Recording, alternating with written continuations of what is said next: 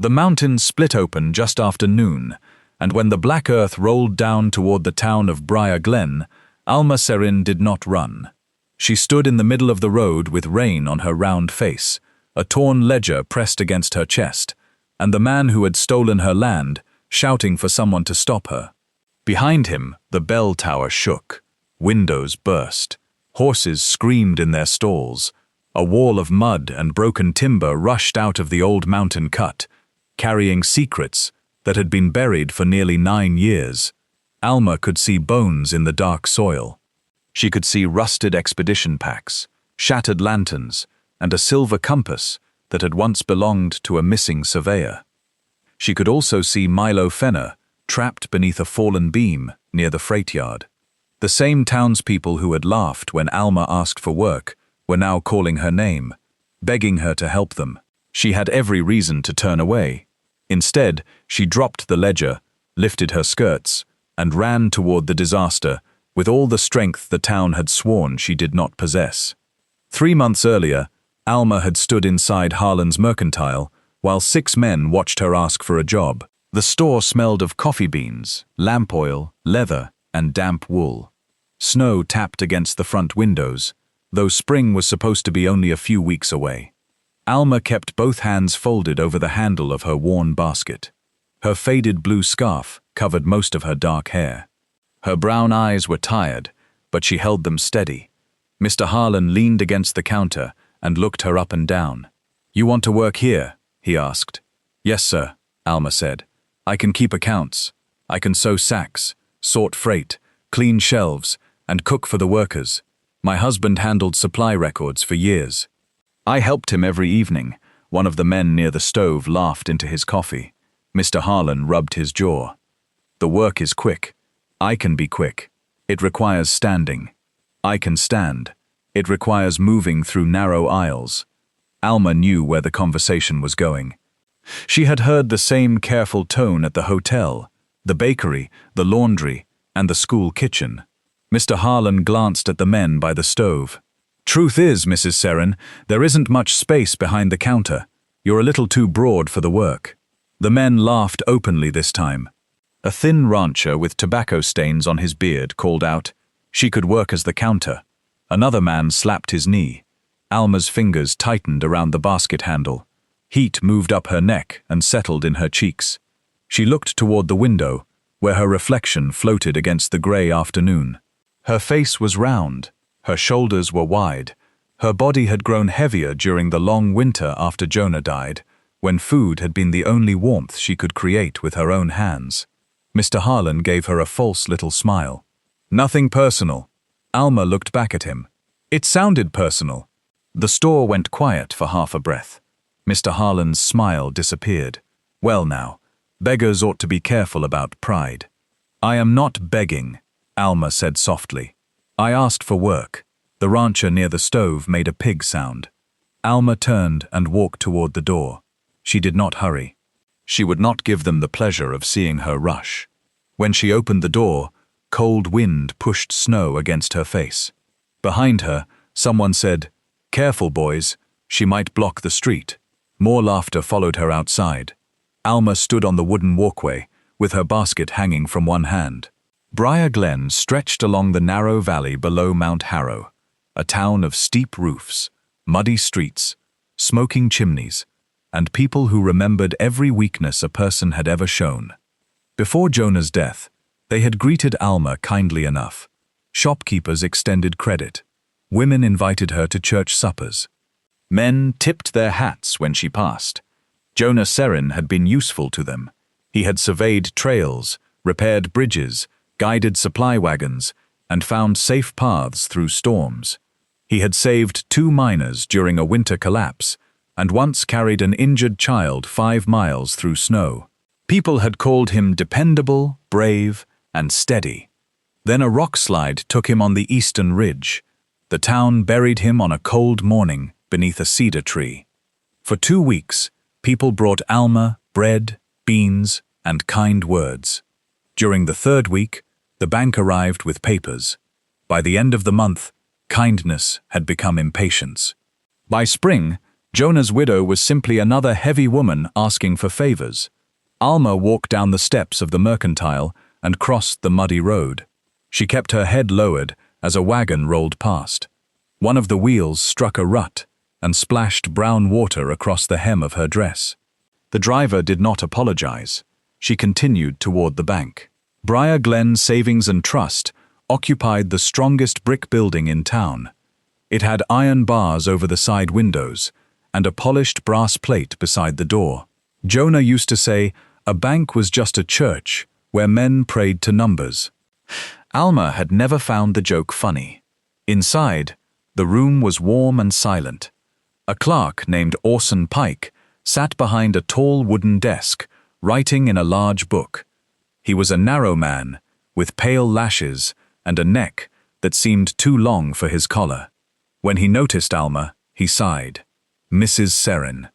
Mr. Pike, if you are here about the house, the decision has been made. I am not here about the house. He dipped his pen into the ink. Then what is it? My husband left a parcel of land near Fox Hollow, 42 acres. It was not part of the mortgage. Pike's pen stopped. Alma noticed the pause.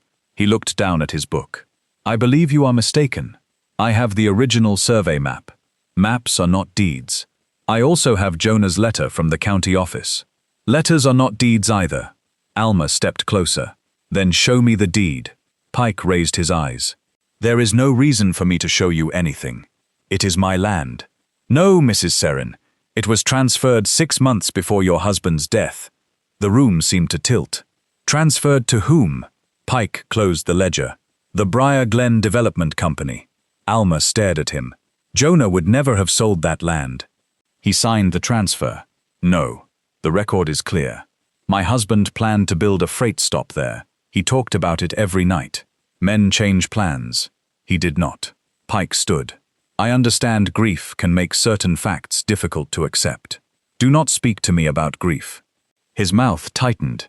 You should lower your voice. Show me his signature. Pike glanced toward the door to the back office. That small movement told Alma more than his words. She leaned forward. Show it to me.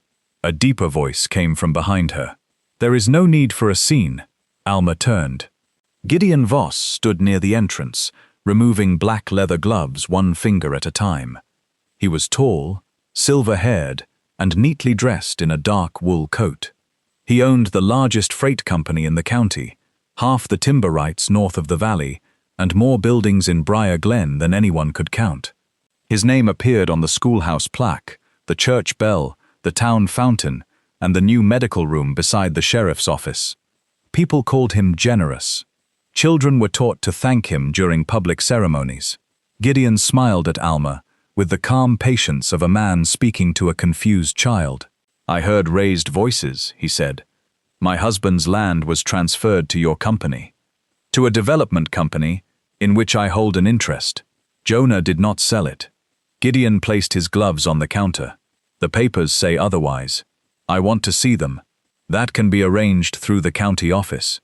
The road to the county office takes 3 days. Then, I suppose you have a journey ahead of you. Orson Pike gave a quiet laugh. Alma looked from Pike to Gideon. Why do you want land in Fox Hollow? Gideon's expression did not change, but something cold appeared in his eyes. The valley is expanding. Fox Hollow is miles from town. Not every investment makes sense to everyone. My husband would not have signed. Gideon stepped closer. His voice remained gentle. Mrs. Serrin, your husband died owing money to nearly every serious institution in this town. You have lost your home, your credit, and most of your belongings. You have been refused work at 4 establishments this week alone. Alma felt shame rise inside her, but she held his gaze. He continued, You are tired. You are frightened. I do not blame you for wanting to believe there is something left to save. There is, perhaps. But fighting legal documents requires money. I will find it. His eyes moved over her worn coat and stained hem. With what? Alma said nothing. Gideon picked up his gloves. I can offer you $30 for any remaining claim you believe you have. The land is worth more than that. Not to a widow who cannot reach it. A bitter smile touched his mouth. Take the money, Mrs. Serrin, Buy yourself a warm room, some food, a stronger chair. Orson Pike looked down quickly, hiding a grin. Alma stared at Gideon. Then she said, "Keep your money." His smile faded. She turned and left the bank. Outside, the snow had changed to cold rain. Alma walked without knowing where she was going. She passed the church, the hotel, the blacksmith, and the freight depot. She did not feel the wet soaking through her scarf. She did not hear the wagon bells or the men calling to one another from the loading platforms. Jonah's land was the last thing he had left her. Fox Hollow was not rich land. It was narrow, rocky, and surrounded by pine-covered slopes. A spring crossed the northern edge. An old trail ran along the western boundary, before disappearing into the abandoned Harrow Pass. Jonah had loved it. He used to stand in the small meadow and speak of cabins, wagon sheds, a kitchen, and a safe place where travelers could rest before crossing the mountains. Not a fancy hotel, he had told Alma. A place for people who are tired and not welcome anywhere else. She had laughed.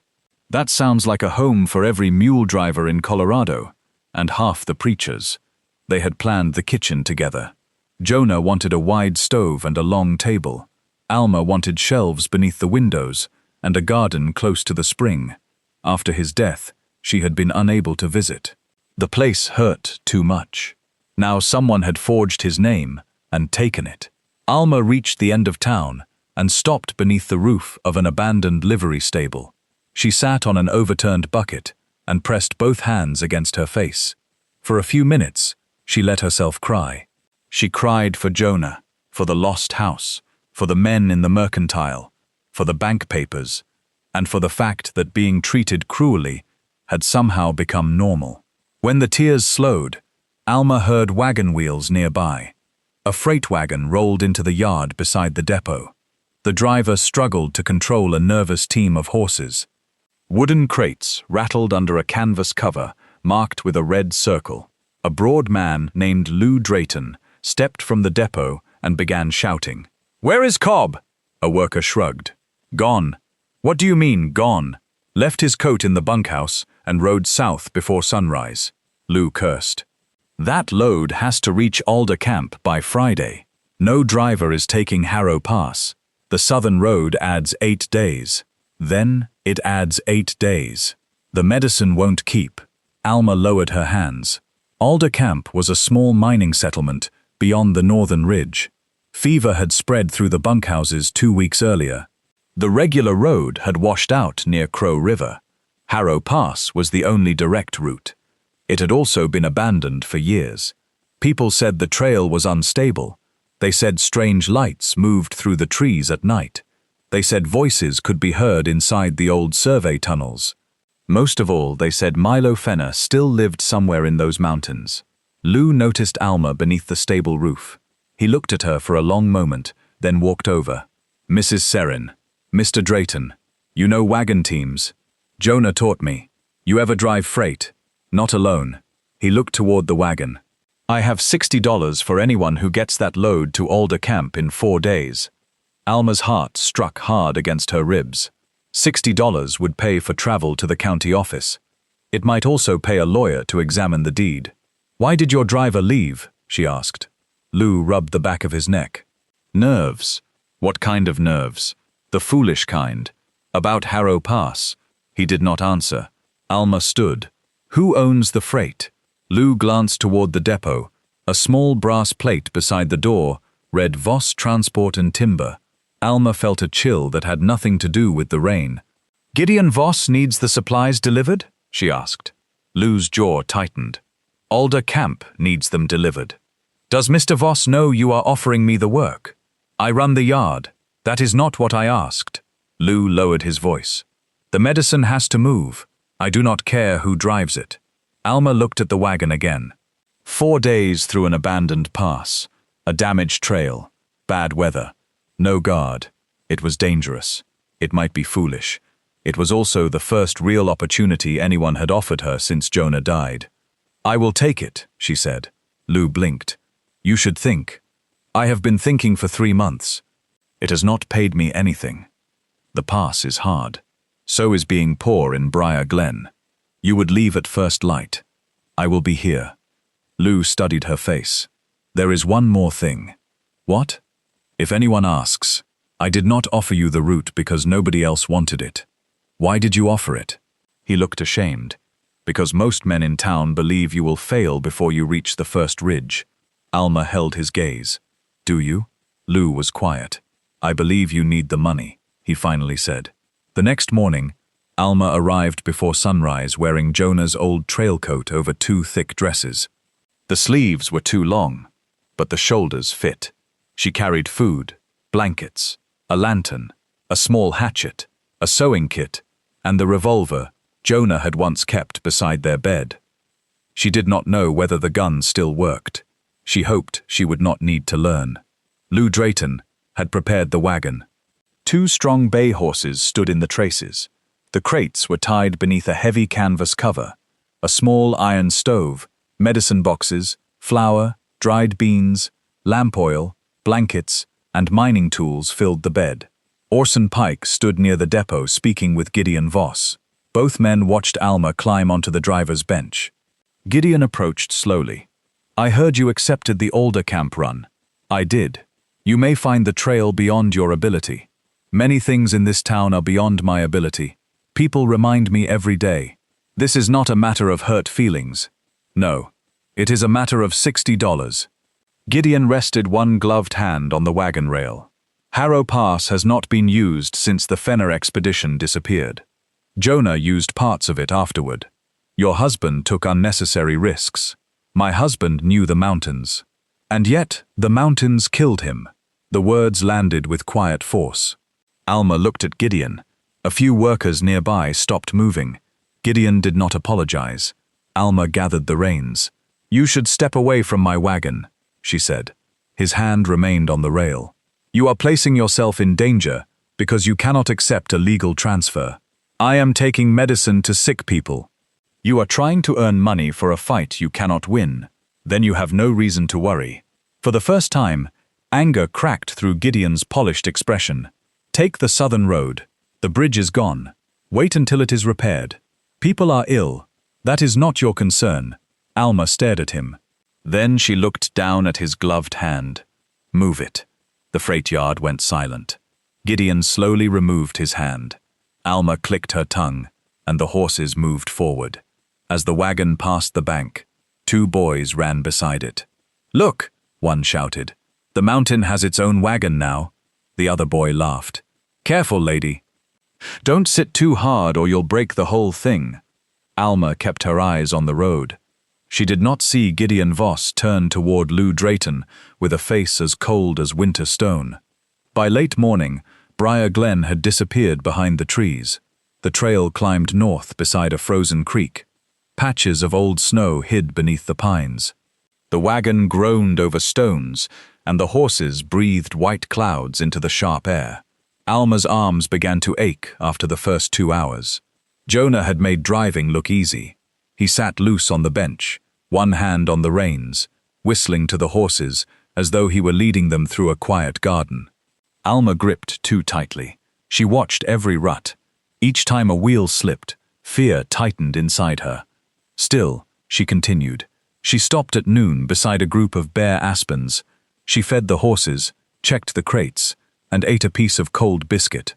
One of the rear ropes had loosened. As Alma pulled it tight, she noticed a fresh cut along the edge. The rope had not frayed. Someone had sliced halfway through it. She examined the others. 2 more had been cut. Alma stood very still. The forest around her was quiet, except for the creek. She looked back along the trail. No rider appeared. Perhaps someone at the depot had damaged the ropes as a cruel joke. Perhaps a worker had been careless. She replaced the cut ropes with spares from beneath the bench. Then she climbed back onto the wagon and continued. The trail narrowed that afternoon. Trees pressed close on both sides. In some places, the wheels passed within inches of steep drops. Near sunset, Alma reached an old line cabin used by hunters. Half the roof had fallen in, but the stone chimney remained solid. She led the horses into a small shelter beside the cabin, fed them, and carried her blankets inside. The night was colder than she expected. Wind moved through gaps in the walls. Branches scraped the roof. Something cried far away in the darkness. Alma sat beside a weak fire with Jonah's revolver in her lap. Every sound became a footstep. Every movement beyond the doorway became a watching figure. She slept only in short pieces. Before dawn, she woke to the horses stamping and pulling against their lines. Alma grabbed the lantern and hurried outside. The larger bay had a shallow cut near its shoulder. One section of the harness lay on the ground. It had been sliced cleanly through. Alma raised the lantern. Boot prints marked the wet earth beside the shelter. They came from the trees. They circled the wagon. Then they disappeared along the rocky slope. "Who is there?" Alma called. Only the wind answered. She stood beside the frightened horses until the sky began to lighten. When she finally continued, she kept Jonah's revolver on the seat beside her. By noon, the wagon reached the beginning of Harrow Pass. A weathered post leaned beside the trail. Most of the warning sign had broken away, but 3 faded words remained. Closed, unstable, no passage. Alma looked up at the mountains. Dark cliffs rose on both sides. Clouds hung low over the peaks. The trail ahead curved into thick timber and disappeared. She thought of turning back. Then she pictured Gideon Voss smiling in the bank. She pictured Jonah's signature on a paper he had never signed. She guided the horses past the warning sign. For the first mile, the trail was better than expected. Fallen needles softened the ground. Old wagon tracks remained visible beneath the trees. Then the left rear wheel struck a stone. A sharp crack rang beneath the wagon. The wheel shifted sideways. The horses lunged in panic. Alma pulled the reins and shouted until they stopped. She climbed down carefully. The wooden hub had split. Alma knelt in the dirt and examined it. A thin section had been carved from the inside of the hub, weakening the wood where no one would notice it during a simple inspection. The wheel had been prepared to fail. Alma sat back on her heels. Someone had wanted the wagon to break inside the pass. Her breathing became quick. She turned in a slow circle, looking at the dark trees. "Show yourself." Nothing moved. She stood and pulled the revolver from her coat. "I know you are there." Her voice trembled. The forest remained silent. Alma walked back to the horses. She tried to calm them, but her own hands were shaking. Without the wheel, the wagon could not move. Alder Camp was still 2 days away. Briar Glen was a day and a half behind her. She had food. She had blankets. She did not have the tools to rebuild a wheel hub. Rain began to fall. It came lightly at first, tapping against the leaves. Within minutes, it became steady and cold. Alma covered the medicine crates with an extra canvas. She gathered stones to block the damaged wheel, then tried to lift the wagon with a short jack. The jack slipped. The wagon dropped with a heavy thud. Alma tried again. Her boots slid in the mud. She pushed until her arms shook, and pain moved through her back. The wagon did not rise. At last, she stepped away, breathing hard. Rain ran down her face. Her scarf had come loose. Wet strands of dark hair stuck to her cheeks. She looked at the broken wheel, the deep forest, and the narrow gray sky above the pass. Then she began to cry. It was not a graceful cry. It came from somewhere deep and tired. She covered her mouth, but the sound escaped anyway. "I tried," she whispered. The horses shifted uneasily. "I tried, Jonah." She leaned against the side of the wagon. "I am sorry." A branch snapped behind her. Alma turned and raised the revolver with both hands. A man stood between 2 pines. He was tall, broad through the shoulders, and dressed in a dark buckskin coat. A heavy brown beard covered his jaw. His hair reached the collar of his coat. A rifle rested across one arm. His face was calm, but his gray eyes missed nothing. Alma's heart seemed to stop. Milo Fenner. She had seen him only once before, years earlier, from the far side of the town square. Back then, people had whispered his name as he passed. Murderer, coward, ghost of Harrow Pass.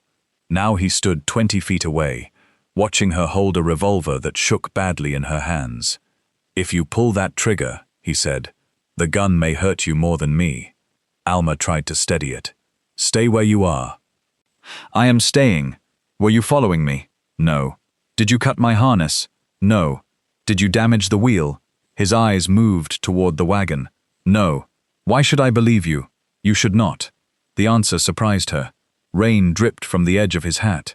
Milo lowered his rifle and placed it on the ground. Then he slowly lifted his empty hands. "You can keep pointing that at me," he said, "but the wheel will still be broken." Alma swallowed. "Can you repair it?" "Yes." "What do you want?" "Nothing. No one wants nothing. I want you to stop crying. It makes the horses nervous." Alma's shame changed instantly into anger. "I am not crying for your entertainment. I did not say you were. You looked at me like I was foolish. I looked at you like you were wet." She stared at him.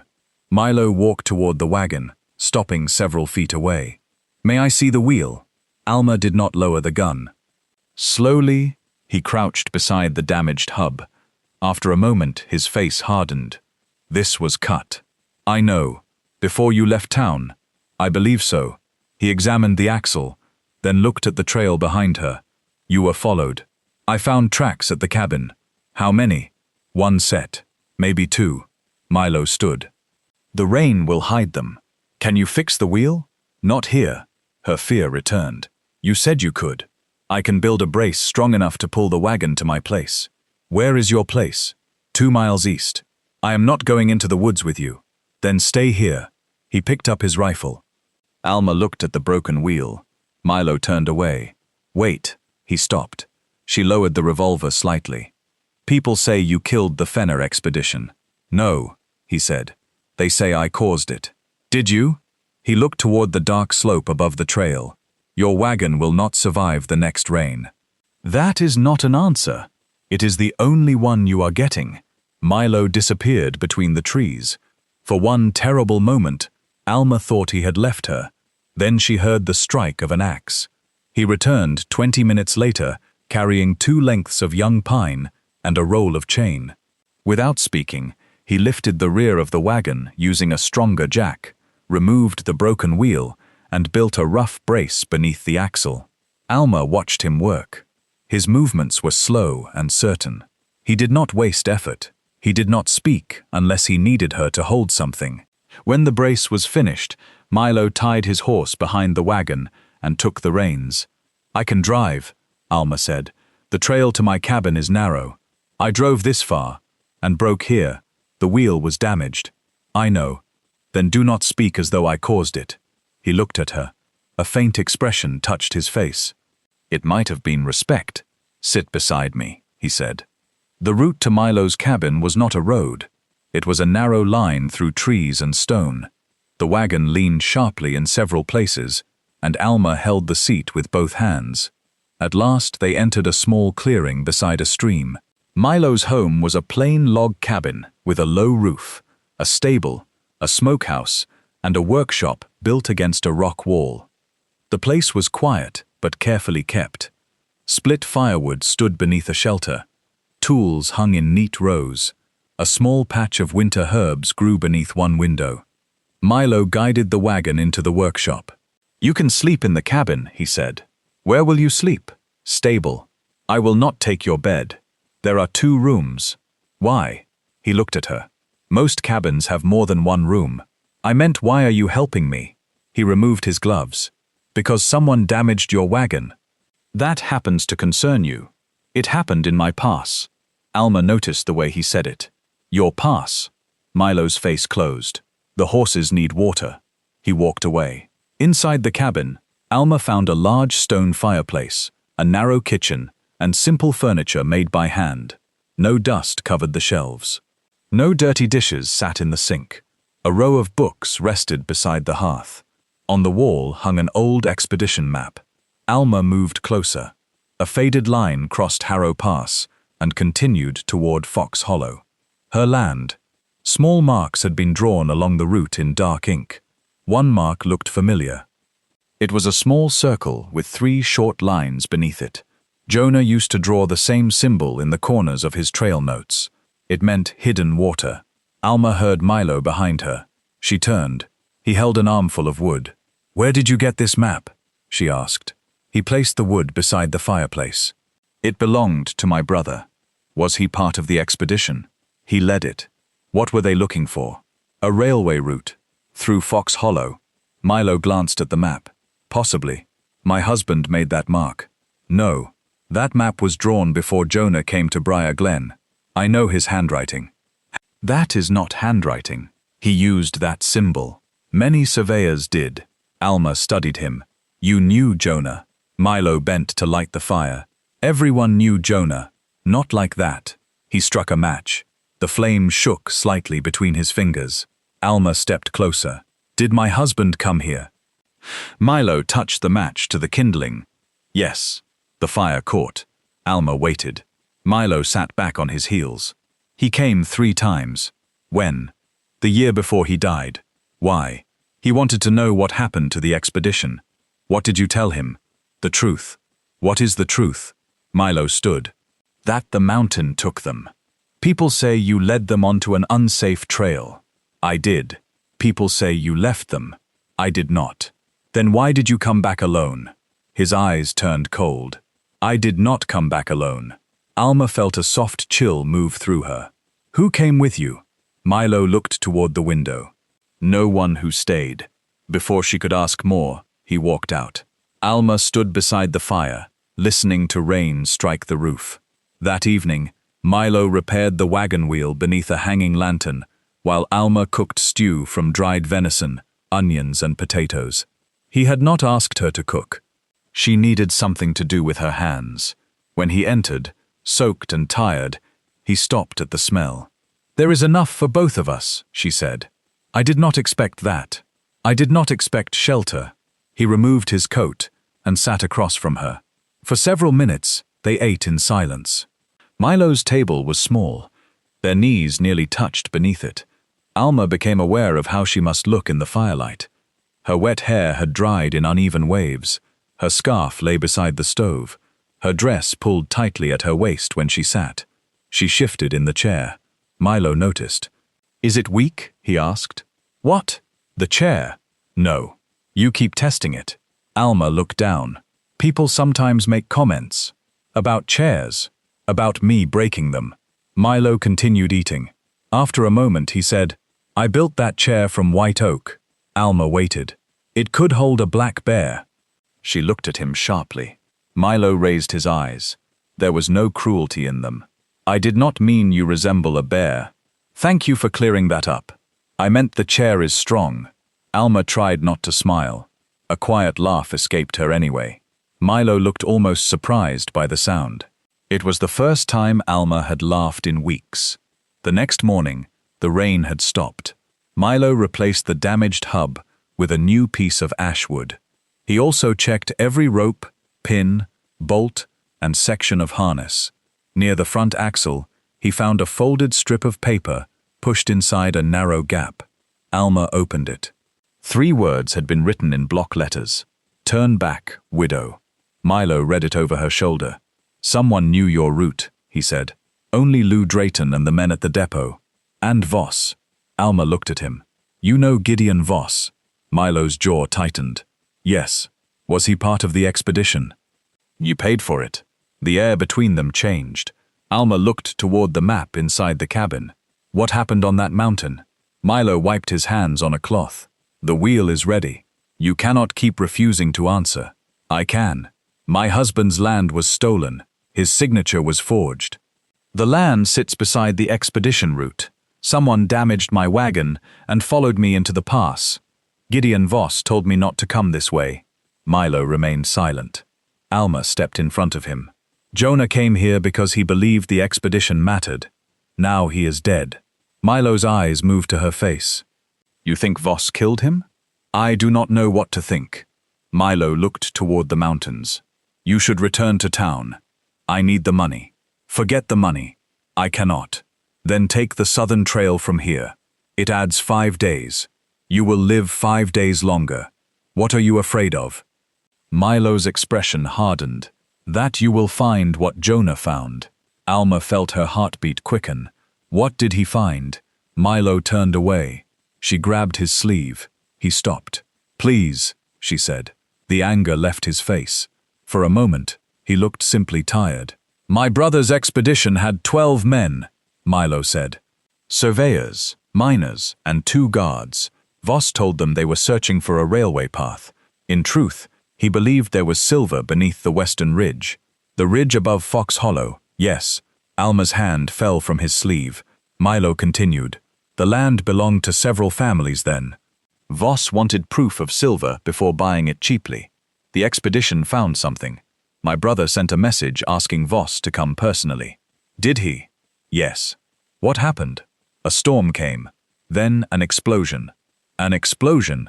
Voss claimed lightning struck the powder wagon. You do not believe him. I saw men carrying blasting wire.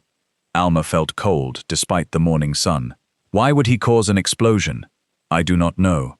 I was scouting north of the camp. When I returned, half the slope was gone. Men were trapped inside the cut. Others were dead. And Voss? Already gone. Did you see him leave? No. Then how do you know he was there? Milo walked into the cabin and removed a small metal object from a drawer. It was a brass coat button, stamped with the letter V. I found it beside the blasting wire. Alma held the button. Why did you not show this to the sheriff? I did. What happened? Sheriff Gable worked for Voss. People say you disappeared after the investigation. I was arrested before there was an investigation. Milo's voice remained even, but his hands had closed into fists. They locked me in the storage room behind the old jail. That night, someone set the building on fire. I escaped through the roof. Alma stared at him. They tried to kill you. Yes. Why did the town believe you caused the expedition loss? Because Voss produced a report with my signature. It said I had chosen the blasting site and ordered the powder moved. Was the signature forged? Milo looked at her. Yes. The same quiet horror passed between them. Alma thought of Jonah's stolen land. How did my husband become involved? Jonah found old trail markers near Fox Hollow. He came here asking questions. I told him enough to make him curious, and not enough to keep him safe. Did he find evidence? I believe so. What kind? He would not say. The last time I saw him, he told me, the dead are not where the town thinks they are. Alma's throat tightened. 2 weeks later, he died. The clearing seemed suddenly too quiet. Milo took the brass button from her hand. You need to go home. I no longer have one. Then leave the valley. With what money? I have some. Alma looked at him sharply. I will not take your money. Pride is not worth dying for. This is not pride. What is it? She pointed toward the road. That land is the last place where Jonah and I still had a future. I will not hand it to the man who may have forged his name and caused his death. Milo watched her. You are frightened, he said. Of course I am. Most frightened people run. Perhaps they have somewhere to run to. Milo looked down at the repaired wheel. I will take you to Alder Camp. You do not have to. Yes, he said. I do. They left before noon. Milo rode beside the wagon while Alma drove. He kept his rifle across his saddle and watched the trees more than the trail. By evening, they reached a narrow shelf above a deep ravine. An old stone marker stood near the edge. Milo raised one hand. Stop. Alma pulled the reins. He dismounted and examined the road ahead. What is it? She asked. The mud is wrong. She climbed down. At first, she saw nothing. Then Milo pointed toward a thin line across the trail. A rope had been stretched between 2 trees and covered with mud. If the horses had struck it at speed, they might have panicked near the cliff. Milo cut the rope. Fresh boot prints led uphill. He followed them for several yards, then returned. 1 man, he said. Possibly 2. Can we catch them? They want us to follow. Alma looked up at the darkening trees. Why? Because the wagon cannot climb where they went. They camped that night beneath a rock wall. Milo kept the fire small. Alma slept beneath the wagon while he remained awake nearby. Sometime after midnight, she opened her eyes. Milo sat beside the fire, staring at a small photograph. Alma could not see the face clearly. "Your brother?" she asked. Milo turned. He almost hid the photograph, then handed it to her. The picture showed two young men standing beside a survey tripod. One was Milo, though his beard was shorter and his eyes were lighter. The other man had a wide smile and one hand resting on Milo's shoulder. "Caleb," Milo said. Alma studied the image. "You looked happy. We were foolish. Those are not the same thing." Milo fed a stick into the fire. Caleb believed every problem could be solved if people sat down together. Jonah believed that too. Did it work for him? No. Then perhaps they were both wrong. Alma looked at the photograph. Jonah used to bring strangers home for supper, men from the road, families passing through. Once he brought a preacher who had lost his boots in a river. Milo glanced at her. What did the preacher wear? Jonah's boots. And Jonah? My slippers. Milo smiled. It changed his whole face. Alma handed back the photograph. "I miss being known," she said quietly. Milo's smile faded. She continued. "People remember Jonah. They speak about the things he did, but no one remembers who I was with him. They see a widow who cannot pay her bills. They see my body before they see my face." Milo looked into the fire. "People see what allows them to feel powerful. Is that why you live alone?" "It is one reason. What are the others?" "I like quiet. You speak so little that quiet must feel crowded." He looked at her. Alma smiled faintly. A soft sound moved through the trees. Milo's hand went to his rifle. The sound came again, a low whistle. 3 notes. Alma's smile disappeared. "What is that?" Milo stood. The whistle came from uphill. 3 notes, then silence. Milo walked to the edge of camp. "Stay near the wagon. Do you know the signal?" "Yes." "Who uses it?" He did not answer. A small stone rolled down the slope and stopped near Alma's boot. A piece of paper had been wrapped around it. Milo picked it up. The message read, "The ledger died with Serrin." Alma felt the blood leave her face. "They know Jonah found something," she whispered. Milo stared into the darkness. "No," he said. "They are afraid he gave it to you."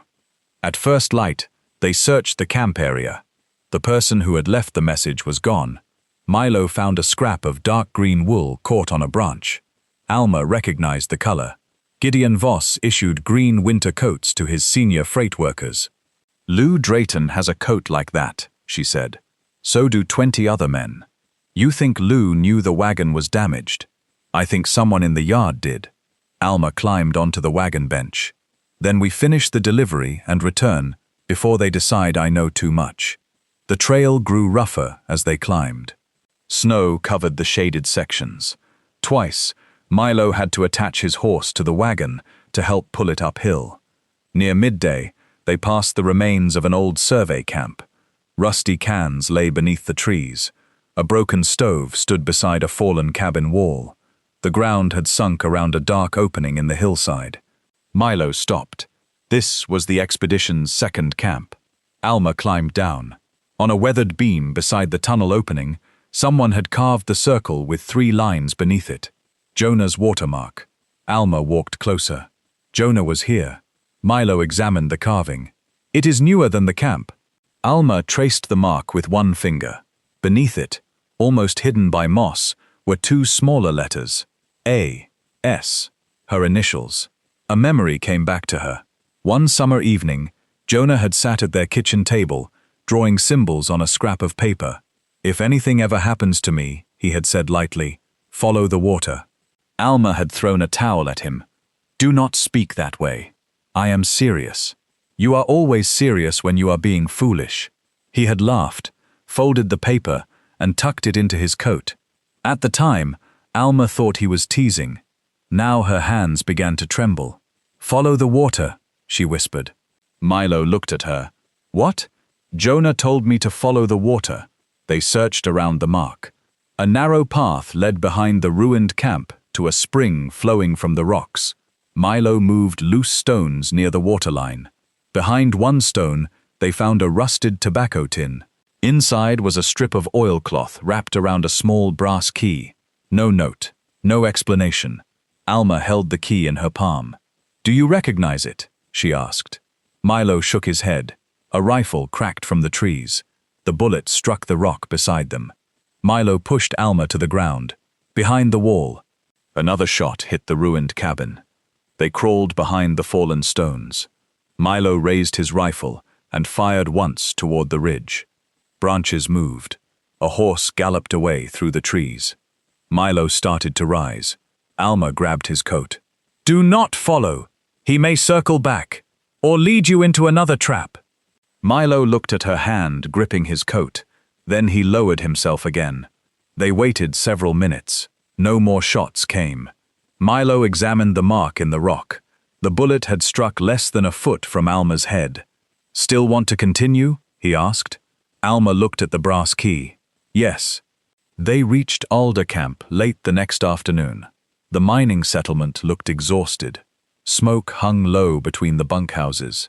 Men with pale faces watched the wagon roll in. A doctor hurried from a small cabin when he saw the medicine crates. "You made it," he said. "Barely," Alma replied. Workers unloaded the supplies while Milo remained near the trees. The camp manager signed Alma's delivery paper and handed her a sealed payment note. "Take this to the Briar Glen freight office," he said. "I was told I would be paid here. Voss changed the order yesterday. Payment must be collected in town." Alma felt anger rise. How did Mr. Voss know when I would arrive? The manager looked confused. "A rider came through this morning. What did he look like?" "Green coat, grey horse." Milo and Alma exchanged a glance. They stayed at Alder Camp that night. The doctor offered Alma a bunk in the women's kitchen. Milo slept near the stable. Before dawn, Alma woke to smoke. She heard men shouting outside. Flames climbed the side of the supply shed.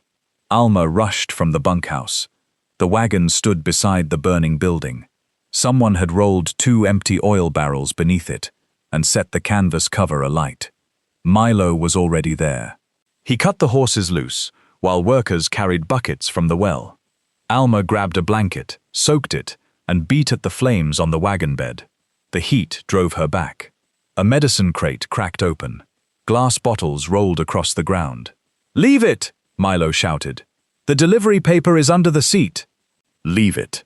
Alma wrapped the wet blanket around her shoulders and climbed onto the burning wagon. Smoke filled her lungs. She reached beneath the bench and found the leather document case. A section of canvas fell beside her. Milo grabbed her around the waist and pulled her down. They landed hard in the mud. "What were you doing?" he demanded. "Saving the proof. You could have died. I did not. You nearly did. So did the supplies." Milo stared at her, furious and afraid. Alma coughed into the wet blanket. A miner approached carrying something found near the oil barrels. It was a piece of dark green wool. By sunrise, most of the fire was out. Half the wagon had burned. 2 crates of blankets were destroyed, but the medicine had already been moved inside. The camp manager examined Alma's delivery paper. "This proves you arrived," he said. "But Voss may claim the damage happened under your care." "It did happen under my care." Milo looked at her. "It happened because someone set the wagon on fire." "I know." "Then stop speaking as if you failed." Alma met his eyes. For most of her life, she had accepted blame quickly. It ended arguments. It kept angry people calm. It allowed cruel men to feel satisfied. Milo seemed offended by the habit. The manager gave them 2 riding horses and a small pack mule for the return trip. Before they left, the doctor approached Alma.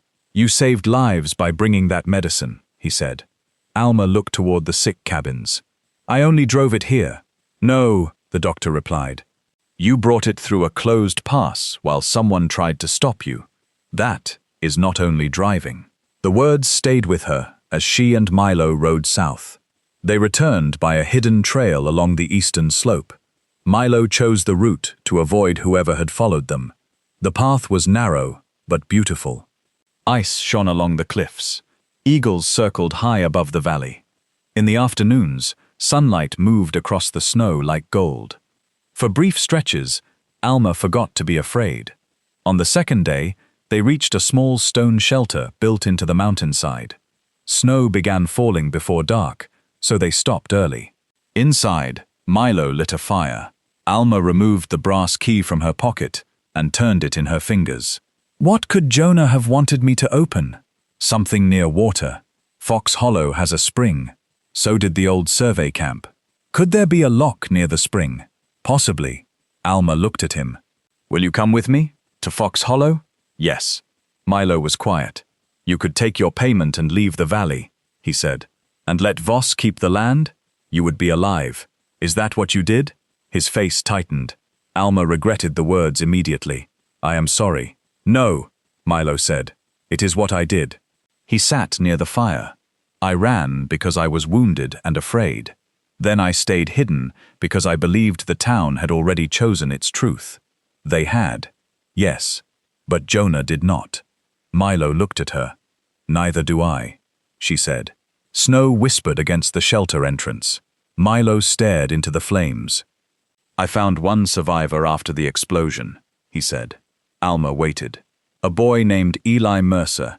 He carried messages for the expedition. He was 16. I found him beneath a broken wagon 2 miles from camp. You said no one came back with you. He did, for one night. What happened? We reached the road near Briar Glen. Eli was weak. I left him in a hunting cabin and went for help. When I returned, he was gone. Did Voss take him?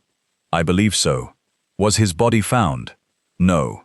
Then he may still be alive. He would be 25 now.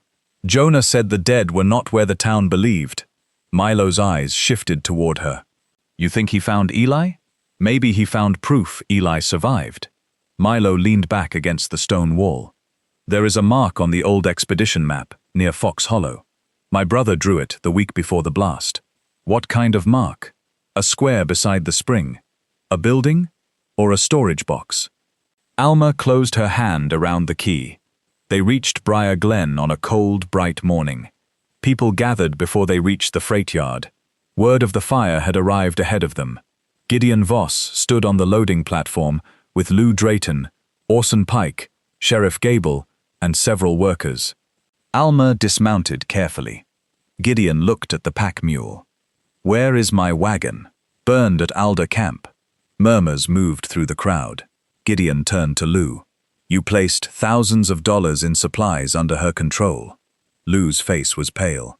The medicine arrived. Did the wagon? No. Did the blankets? Some. Gideon looked at Alma.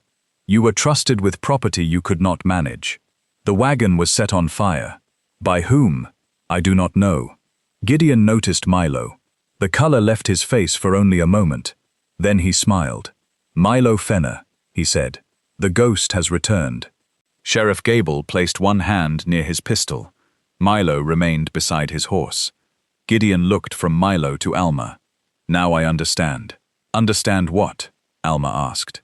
You abandoned the route and joined a wanted man.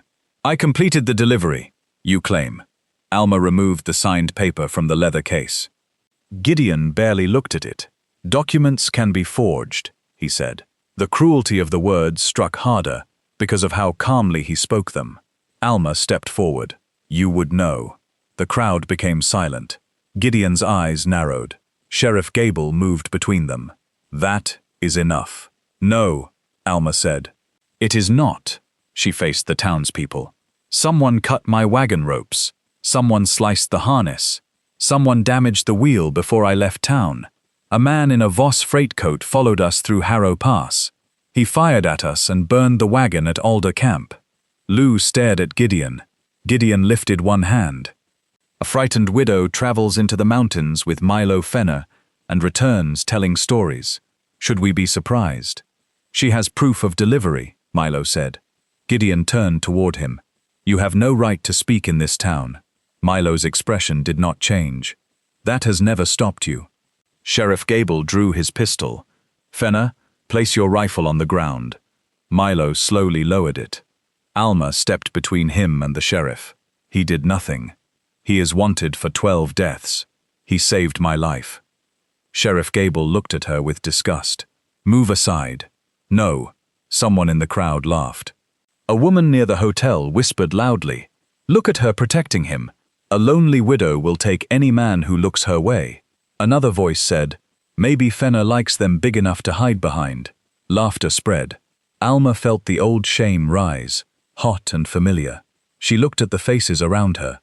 People she had fed at church suppers, men Jonah had helped, women who had once sat in her kitchen. Gideon watched her carefully. He expected her to lower her head. She did not.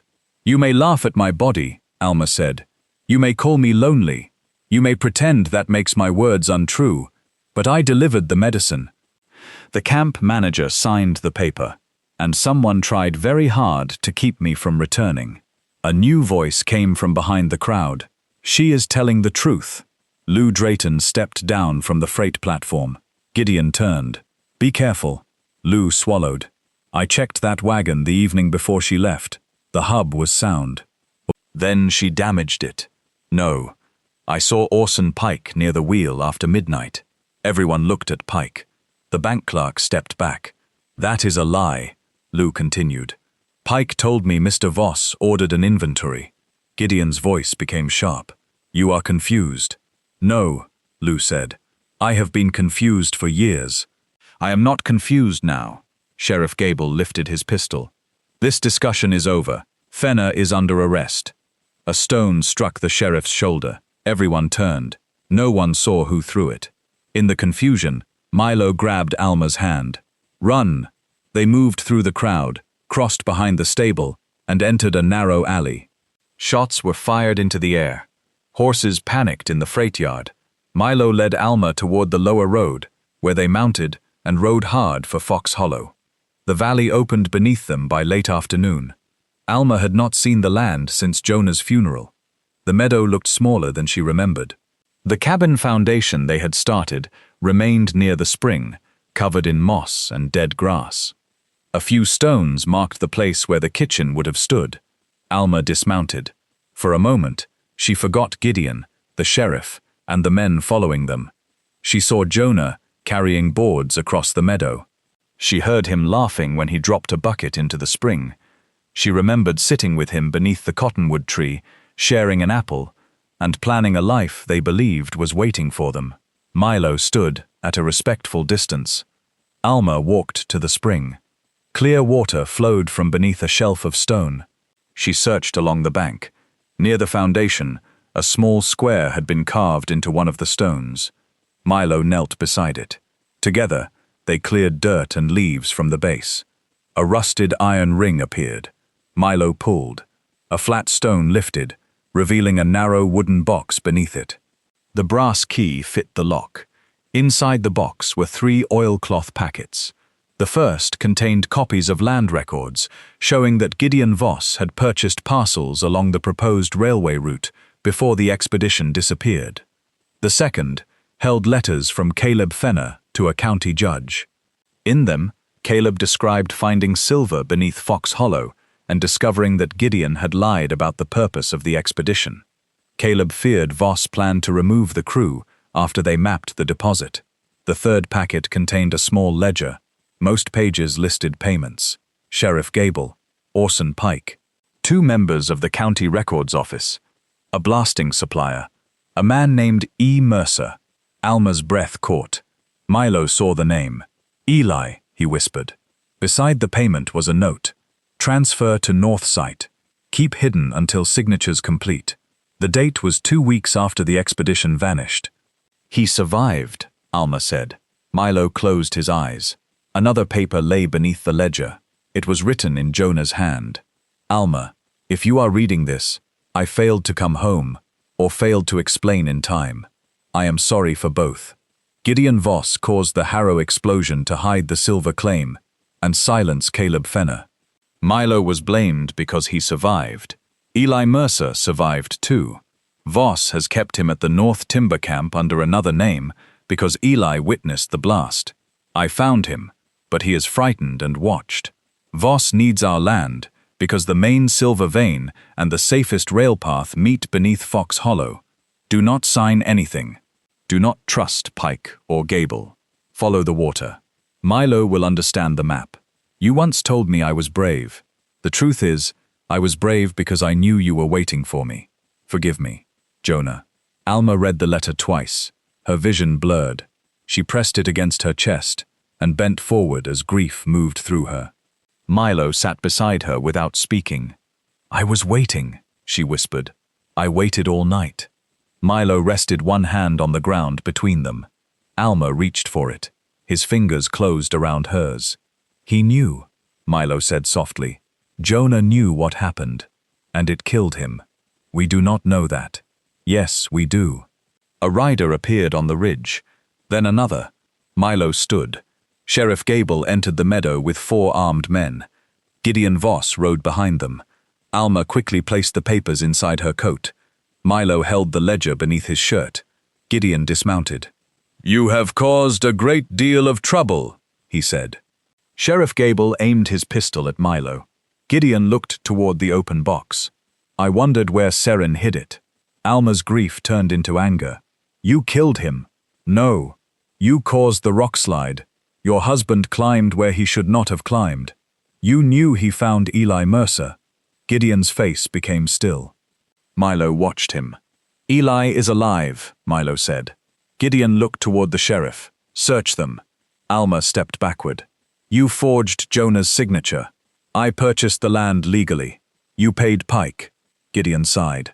"Mrs. Serrin, do you truly believe these people will choose your word over mine?" "I have records. You have papers found in a wet box. I have Jonah's letter, a grieving husband's fantasy.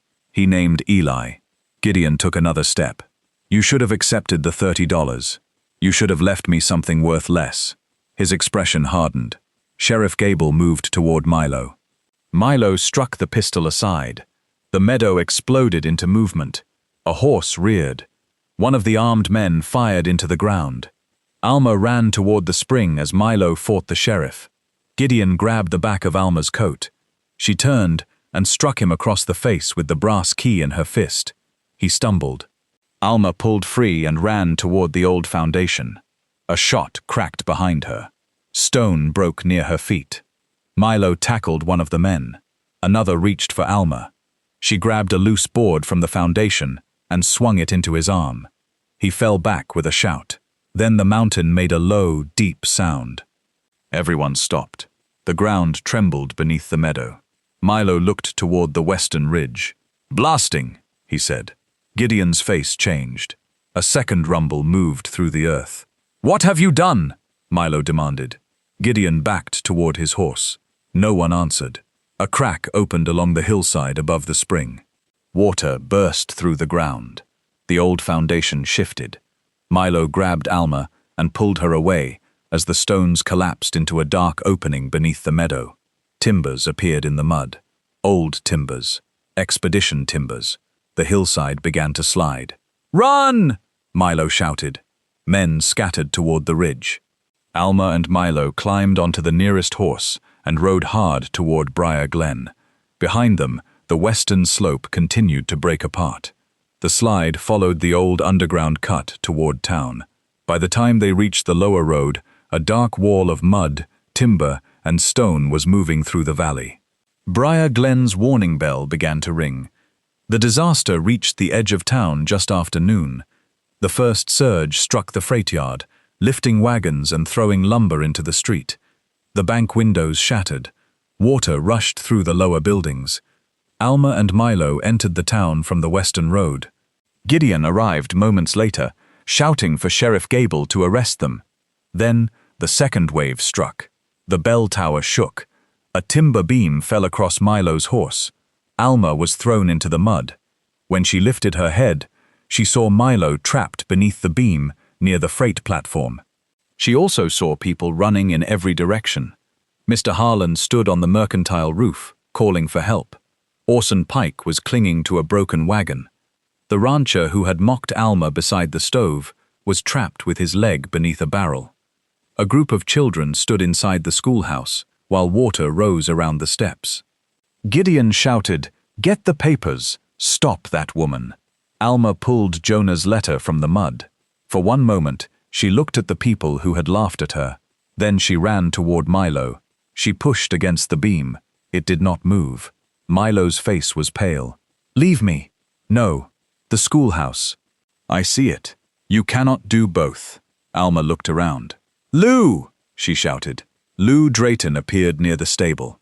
Bring a chain. Together, they wrapped the chain around the beam. 3 freight workers pulled, while Alma lifted from beneath. The beam rolled aside. Milo dragged himself free. His leg was injured, but he could stand. Go to the children, Alma told him. What about you? I am getting the others. Alma waded into the water. She reached the trapped rancher first. He stared at her in fear. My leg, he said. I know. The barrel pinning him was heavy. Alma placed both hands beneath the rim and pushed. Pain tore through her arms. Help me, she said. The rancher pushed with his free leg. The barrel shifted. Alma lifted again and rolled it aside. The man crawled free. He looked at her with shock. Alma did not wait for thanks. She crossed toward the broken wagon and pulled Orson Pike from the water. Pike coughed and clung to her coat. Do not leave me. You tried to kill me. His face crumpled. I only did what Voss told me. Hold the rail. I forged the signature, he gasped. I changed the deed. Gable witnessed it. Alma looked at him. Say it again. I forged Jonah Serrin's name. People nearby heard. Lou Drayton heard. The sheriff heard. Gideon Voss heard. Liar! Gideon shouted. Orson pointed at him with a shaking hand. He paid me! He paid all of us! A section of the freight platform collapsed. Mud poured through the yard. Gideon turned and ran toward the bank. Alma could have followed him.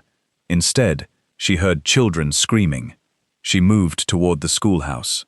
Milo and 2 workers had tied a rope between the school steps and the church porch. 1 child at a time crossed through the water. The last child was a little girl named Ruth Harlan. She froze halfway. I cannot, she cried. Yes, you can, Alma called. The girl looked toward her. Alma stepped into the current and held out both arms. Come to me. Ruth shook her head. Look at my face, Alma said. Do not look at the water. The girl looked at her. That is right. 1 hand forward. Ruth moved. 1 more. The rope shook. You are doing well. The girl slipped. Alma lunged and caught her against her chest. The current pushed both of them sideways. Milo grabbed Alma's coat and pulled them toward the church steps. Ruth wrapped her arms around Alma's neck. You saved me, she whispered. Alma held the child tightly. Across the street, Mr. Harlan watched from the roof of his store. His face was wet with rain and shame. By evening, the worst of the slide had passed. 3 buildings were destroyed. Many others were damaged. No one in town died. The mud beneath the freight yard revealed the remains of an older disaster. Expedition packs lay among the broken timbers. Rusted tools and human remains appeared where the hidden tunnel had opened. Caleb Fenner's silver compass was found beside a crushed survey case. Inside the case were waterproof maps bearing Gideon Voss's private company mark. The maps showed blasting points beneath the western ridge.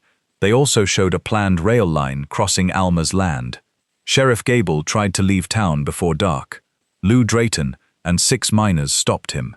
Orson Pike sat inside the church under guard, repeating his confession to anyone willing to write it down. Gideon Voss was found in the bank cellar, trying to burn financial records. The rain had soaked the matches. The next morning, the surviving townspeople gathered inside the church. Mud covered the floor. Several windows were broken. The bell no longer rang. Alma stood near the front with Jonah's letter, Caleb's papers, the ledger, and the county records found in Gideon's bank safe. Milo sat beside her, with his injured leg wrapped in cloth. Gideon stood under guard near the wall. Even then, he looked proud. You owe everything in this town to me, he said. No one answered. I built the school. I funded the church. I brought freight through winter. You also buried 12 men, Milo said. The explosion was an accident. Then why did you pay the sheriff? Gideon looked toward Gable. The sheriff lowered his head. Alma opened the ledger.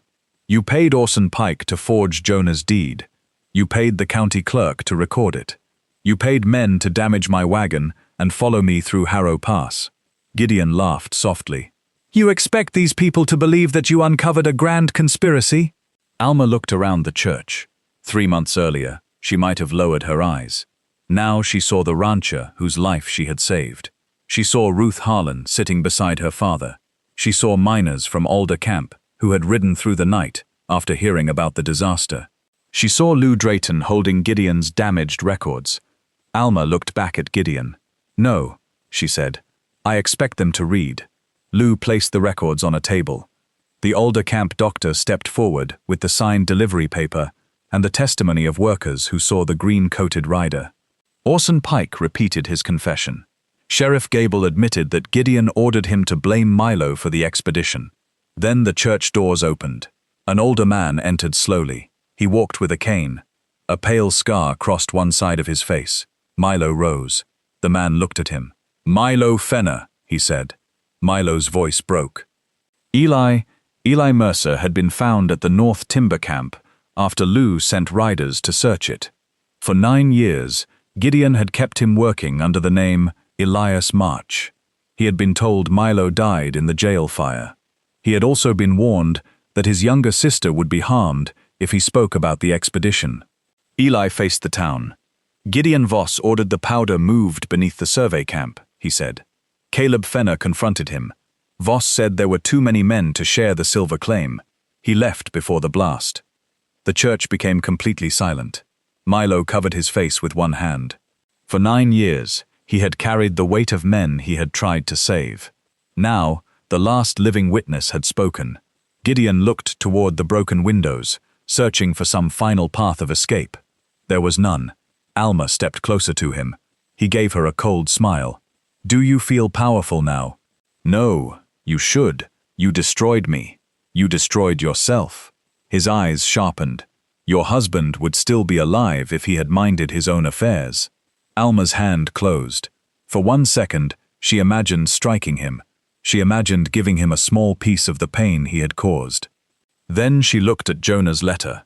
She lowered her hand. "My husband believed truth mattered," she said. "I will not use it as an excuse to become like you." Gideon was taken away to face trial at the county seat. Sheriff Gable and Orson Pike went with him. Milo Fenner was cleared by public record. The town council returned Fox Hollow to Alma and cancelled every false claim made against it. The bank also returned money taken through unlawful fees, though it was far less than Alma had lost. Some townspeople came to apologize. Mr. Harlan arrived at her temporary room carrying a basket of coffee, flour, and sugar. He stood awkwardly in the doorway. "I said things," he began. "Yes. I allowed others to say worse. Yes." He looked down. "My daughter is alive because of you." Alma waited. "I am sorry." She believed he meant it. She also knew an apology did not erase humiliation. "Thank you for saying it," she replied. He held out the basket. Alma did not take it. "Give it to the families whose homes were lost." Harlan nodded. Before leaving, he looked back. "I would offer you work." Alma almost smiled. "Your aisles are too narrow." For the first time, Mr. Harlan seemed to understand the full weight of his old words. He left quietly. Spring came slowly to Fox Hollow. Snow melted from the meadow. Water ran clear through the spring. Wildflowers appeared beside the old foundation. Alma returned with a borrowed wagon, a canvas tent, and every tool she could afford. Milo came with her. So did Lou Drayton, Eli Mercer, several miners from Alder Camp, and families whose homes had been damaged in the slide. They rebuilt the cabin first. Then they built a freight shed, a stable, a kitchen, and a long dining room with wide spaces between the tables. Alma refused to name the place after herself. She called it Haven Station. A painted sign beside the road read, "Food, rest, work, and welcome." The first traveler to sleep there was a woman with 2 children who had been turned away from a hotel because she could not pay in advance. The second was an old miner with a damaged hand. The third was a quiet boy who had been dismissed from a ranch for stuttering. Alma gave him work brushing horses. No one asked whether he could speak quickly. Within a year, Haven Station became the safest stop between Briar Glen and Alder Camp. Freight drivers preferred Alma's road because meals were warm, prices were fair, and no traveler was mocked for the condition of their coat, the sound of their voice, the color of their skin, or the shape of their body. Alma kept Jonah's letter in a wooden box above the kitchen stove. She still missed him. Some mornings, grief arrived before she opened her eyes. Some evenings, she looked toward the door and expected Jonah to walk inside carrying snow on his shoulders. Victory did not remove sorrow. It gave sorrow a place to rest. Milo built a small cabin near the edge of the meadow, though he spent most evenings at Alma's table. He repaired wagons, guided travelers through the mountain routes, and spoke more than he once had, though never more than necessary. One evening, after the last guests had gone to bed, Alma found him standing beside the spring. The sky was dark blue. Firelight glowed through the windows of Haven Station. Milo looked toward the building. "Jonah would have liked this place," he said. "I hope so. He planned it with you. He planned more than he lived to see." Milo nodded. Alma stood beside him. For a while, they listened to the water. Then Milo said, "I almost left last week." Alma looked at him. "Why?" "I thought perhaps you no longer needed me." "That is a foolish reason. I have many." She smiled. "I noticed." Milo looked down at his hands. "I do not know how to live in a place where people know my name. You are learning. I do not know how to stay near someone without expecting to lose them." Alma's smile faded. "Neither do I." He looked at her. She continued, "I am still afraid every time someone rides away. I am still angry at Jonah for leaving, though I know he did not choose it. Sometimes I am angry at myself for laughing again." "You should laugh." "I know." Milo stepped closer. "I do not want to replace him." "You could not." "I know." The answer seemed to ease something inside him. Alma looked toward Haven Station. "You are not standing in Jonah's place," she said. "You are standing in your own." Milo reached for her hand. His touch was careful, almost uncertain. Alma held on. "I see you," he said. The words were simple. They entered her heart more deeply than any grand promise could have. She looked at his scarred face, his tired gray eyes, and the man the whole town had once feared, because believing a lie was easier than facing the truth. "I see you too," she replied. Milo lifted her hand and kissed her fingers. Alma's eyes filled with tears, but this time she did not hide them. Behind them, the kitchen door opened. Lou Drayton leaned outside. "Alma," he called, "the bread is burning." She turned toward the building. "It is not burning. Then something else is." Milo sniffed the air. "The beans." Alma hurried toward the kitchen. Milo followed. Inside, travelers sat around the long table. A child laughed near the stove. Eli Mercer played cards with two miners. The old rancher from Harlan's Mercantile repaired a broken chair in the corner. Ruth Harlan carried plates beneath the careful eye of her father, who had volunteered to haul lumber for the new guest rooms. The station was noisy. It was imperfect. It was alive. Alma moved through the room with confidence. Her body had not become smaller. Her face was still round. Her frame was still heavy. Her brown eyes still carried tiredness on difficult days. She still wore faded scarves over her dark hair when she worked. What changed was not her shape. What changed was the way she carried it. She no longer folded her shoulders to make herself appear smaller. She no longer apologized when floorboards creaked beneath her steps. She no longer mistook cruelty for truth. The town had believed Alma Serrin was weak because she cried beside a broken wagon. They had believed she was foolish because she trusted a man they feared. They had believed she was powerless because she was poor, widowed, large, and alone. They were wrong. Her tears had not weakened her. They had washed away the last part of her that believed she deserved their contempt. Her trust had not made her foolish. It had allowed two broken people to uncover the truth. Her body had never been the burden the town claimed it was. It carried medicine through a deadly pass. It lifted a barrel from a trapped man. It held a frightened child against a raging current. It worked stone, timber, dough, leather, and earth until an empty meadow became a home for people who had nowhere else to go. Years later, travelers still told stories about the day Mount Harrow broke open and exposed the missing expedition. Some spoke of Milo Fenner, the innocent guide who lived beneath a false name for nearly a decade. Some spoke of Gideon Voss, the respected businessman whose fortune had been built on fear, bribery, and stolen ground. But the story people remembered most was about Alma Serrin. They spoke of the widow who entered Harrow Pass after stronger people refused. They spoke of the woman who was mocked in stores and banks, then risked her life to save the same people who mocked her. They spoke of how she defeated powerful men without firing a gun or demanding blood. She defeated them by surviving. She defeated them by remembering. She defeated them by placing the truth where everyone could see it.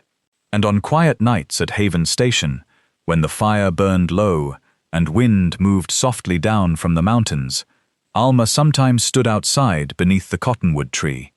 She would look across the meadow Jonah had loved. She would see light glowing in the stable, hear Milo working in the wagon shed, and listen to travelers laughing around the long table. Then she would place one hand over her heart. "I made it," she would whisper. The spring continued running beside her. The mountain remained dark against the stars, and the woman everyone had underestimated stood in the middle of the life they had tried to steal, no longer asking permission to belong.